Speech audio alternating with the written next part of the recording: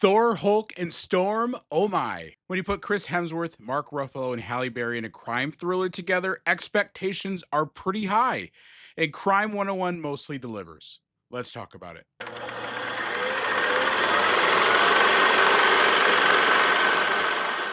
Hey everybody, my name is Troy. Welcome back to the channel. Today we're going to review Crime 101, the latest from director Bart Layton, starring again Chris Hemsworth, Mark Ruffalo, Halle Berry, Barry Keoghan, Monica Barbaro, an absolutely stacked cast.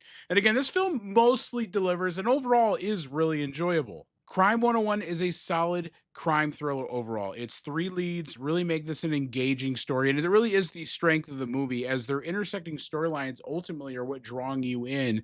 I have some critiques about some pacing and some other characters in this movie, but again, just the main cast is what really makes this really enjoyable. Chris Hemsworth does a phenomenal job leading this movie. It really did give me kind of accountant vibes. Ben Affleck, kind of similar backstories of characters, kind of difficult past, and kind of a little bit of a quirky, awkward, socially awkward character, and with a a hidden talent of in Ben Affleck's case, and the accountant of being this kind of guy who could take people out pretty quickly.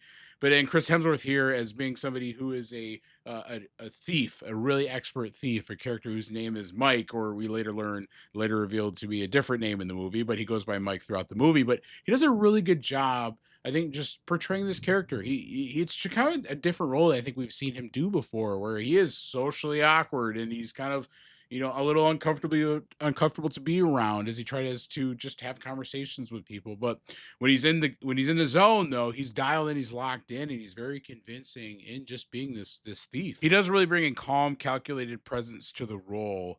And because of how strong he is, he keeps you really engaged throughout. And Mark Ruffalo also does a great job. He brings kind of a more grounded and human character to relate to, right? He's a struggling detective. He used to be at the top of his game, and he's hunting down Mike, the 101 thief, as he calls him.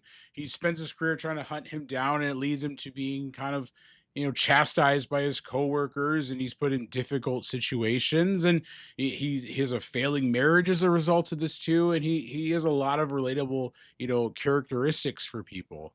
And then you have Halle Berry, who kind of brings a kind of an emotional grounded performance too, as somebody who is working for this high insurance company that they insure these wealthy clients, and she struggles to make partner, and you relate to that journey as well. And so I just really appreciate it. What I think is really the big strength of the movie is how they were able to articulately and carefully weave their stories together, and how they overlap, I think, was done in a very creative way, and that really just made you invested in their journeys. The way the characters pass slowly overlap is satisfying and gives the story momentum, and I think it really does allow the story to maintain tension well, especially in the second half, as their stories are fully overlapped at that point. I also really liked Monica Barbaro's character too, Maya. I thought she really complemented Chris very well. I think she was able to kind of help tease out some of his background that we as the audience didn't really know about. I think she really allowed him to be grounded in some different unique ways. And as you learn more about Mike and his journey and kind of the things that he experiences and stuff, I thought it was a really unique way for him to settle down and kind of think about what he wanted long term.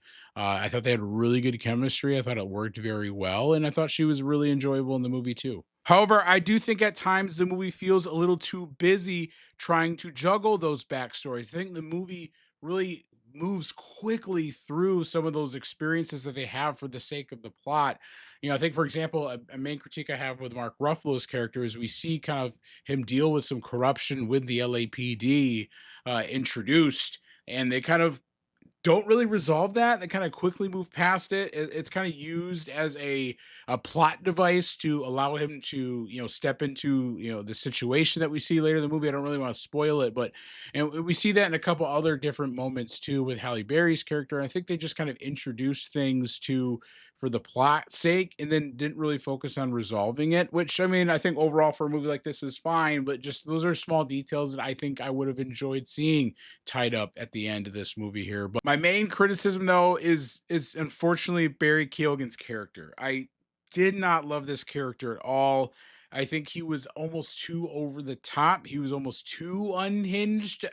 He's kind of introduced as a character who kind of is a foil in Mike's plans of, carrying out this, last big heist that he wants to do. And he's used by kind of Mike's boss of sorts to kind of derail things because they kind of have a falling out in the movie as well. And it just, again, I couldn't vibe with what he was doing. I couldn't vibe with the choices he was making. Like, it just felt like they wanted to make him completely opposite of Mike and Chris Hemsworth's character and how he did things. And it just felt, they tried to be almost too unpredictable with that character, but it just didn't work for me, unfortunately. And I like a lot of what Barry does, but this was not one of my favorite performances of his. And I think the movie could have essentially really done well without his character in it. I don't think he really needed it. Again, the character driven part of this movie is what really works and really sells it for me. I really appreciated how they were able to show that these three characters having different experiences really have some same level of trauma of being up against the system that they're kind of ingrained in. Just really appreciated that, how they are able to relate to each other in that way. I think it makes it really clever.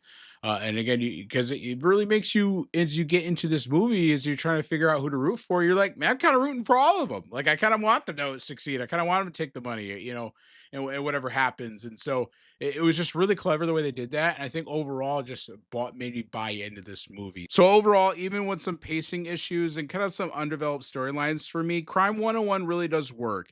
And that's because of the lead trio that carries this movie. The intersecting character structure keeps the story engaging.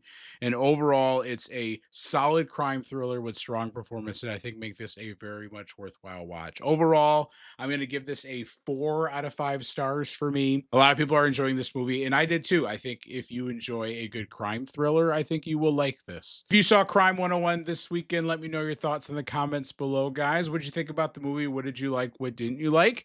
What's your favorite Chris Hemsworth role? Let me know. I don't, for me, obviously, look at the posters. Thor is up there for me, but be curious to know what performances that you enjoy him in. Let me know your thoughts in the comments below. Also, what's your favorite crime thriller? Be curious to know that too.